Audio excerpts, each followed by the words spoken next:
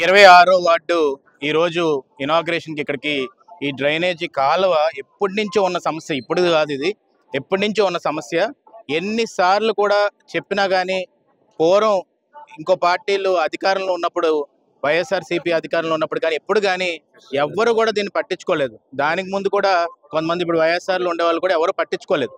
పద్మావతి గారిని ముఖ్యంగా నిలబెట్టినప్పుడు ఈ వార్డు జనం మొత్తం కూడా సొంత చెల్లి, నాకు అక్క అని చెప్పి వాళ్ళు కడుపులో పెట్టుకొని వాళ్ళు కాపాడుకొని ఆ రోజు ఎన్ని ఇబ్బందులు పెట్టారు. విజయసాయి రెడ్డి కూడా ఇక్కడికి వచ్చి కూర్చొని ఆమె నోడించాలని చెప్పి పాలు వ్యాన్లో కూడా డబ్బులు పంచాలని చెప్పి ఆలోచించిన రోజులు మనం చూసాం.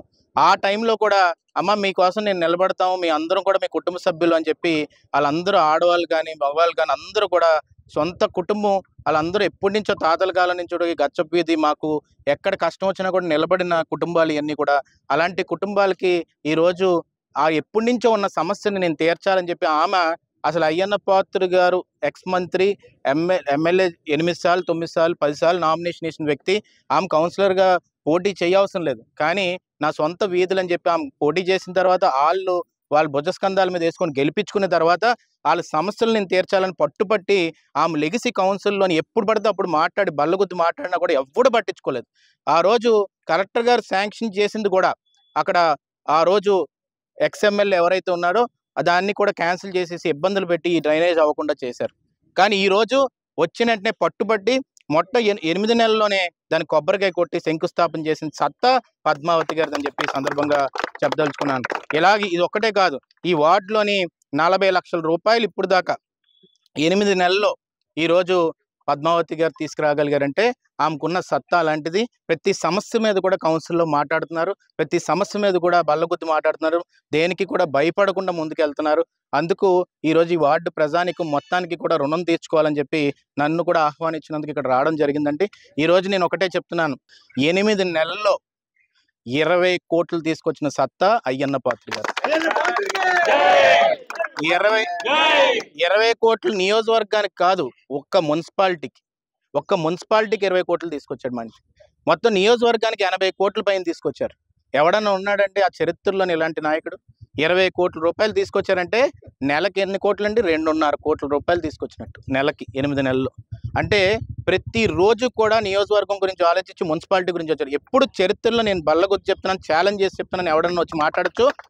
నర్సీపట్నంలో 8 నెలల్లో 20 కోట్లు మున్సిపాలిటీకి తీసుకొచ్చిన దమ్మున నాయకుడు ఎవడన్నా చరిత్రలో ఉన్నాడనేది ఒకసారి ఆలోచించవలసిన అవసరం ఎంతైనా ఉంది. ఇప్పుడు కూడా బీసీ కాలనీలోని కలాస్ కాలనీలో మన సంబరం అప్పుడు నేను నడిచినప్పుడు చూస్తుంటే ఆ రోడ్లు ఎప్పుడో స్వతంత్రం వచ్చిన తర్వాత ఎవడో పట్టించుకోలేదు. పట్టించుకుంటే కొంతమంది ఇప్పుడు ఎవరైతే వైఎస్ఆర్లో ఉన్నారో టీడీపీ నుంచి వెళ్ళిపోయి వాళ్ళు పట్టించుకోలేదు, ఈ ఎక్స్ఎమ్మెల్యే పట్టించుకోలేదు, ఎవరు పట్టించుకోలేదు. కానీ కళ్ళతో చూసి అయ్యన్న పాత్రుడు గారు వాళ్ళు నిజం తెలుసుకొని ఎట్టి పరిస్థితుల్లో కూడా 8 నెలల్లో ఆ రోడ్లన్నీ వేసేవాళ్ళని చెప్పేసి సీఎం దగ్గరికి వచ్చి, నేను ఎలక్షన్ ముందు కూడా చెప్పాను, ఆయనకి ఎంత సత్తా ఉందంటే సీఎం దగ్గరికి వెళ్ళి నాకు ఇది కావాలి ఇస్తావా ఇవ్వా అని అడిగే సత్తా దమ్ము ఒక్క నాయకుడిగా అయ్యన్న పాత్రుడికి ఉందని చెప్పాను. ఈరోజు అయ్యన్న పాత్రుడు గారు 8 నెలల్లోనే ఈరోజు చూస్తే మనకి 20 కోట్లు తీసుకొచ్చారు. ఈ టౌన్లో నేను ఈరోజు ఛాలెంజ్ చేసి చెప్తున్నాను, ఈ 5 ఏళ్ళలో ఒక్క రోడ్డు కూడా మిగలకుండా వేసేస్తారని చెప్పి ఈ సందర్భంగా మీ అందరికీ చెప్పదలుచుకున్నాను. నేను ఛాలెంజ్ చేస్తున్నాను దానికి. ఈరోజు అందుకే ఈ 8 నెలల్లో 20 కోట్లు తీసుకొచ్చి దాంతోపాటు 40 లక్షల రూపాయలు ఈ వాటికి ఇచ్చినందుకు అయ్యన్న పాత్రుడు గారికి మేము అందరి తరపున కూడా మేము కృతజ్ఞతలు తెలుపుకుంటున్నాం. ఈరోజు నిన్న శ్రీరామనవమికి కూడా ట్యాంక్ బండ్ని అనౌన్స్ చేశారు అయ్యన్న పాత్రుడు గారు. 4.5 కోట్లు శాంక్షన్ అయిపోయింది ఇప్పుడు ట్యాంక్ బండ్కి.